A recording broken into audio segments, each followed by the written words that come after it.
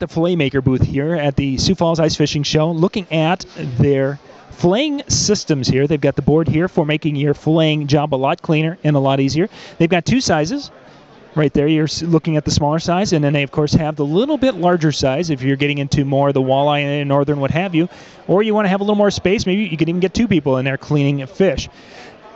Two different sizes just to make that filleting job a lot cleaner and a lot easier. And of course, with the little trays, you can put them in the fillets in one area, and then the different juices, slime, gross stuff gets caught around the outer area there. So everything's much cleaner for what you're doing and such. You can go find out more information out at roughtoughkennels.com, and I'll put that in the description, because Rough Tough Kennels, they also have dog kennels. If you're looking for something for your dog, you can check them out at their website at roughtoughkennels.com. And again, links will be in the description area below this video.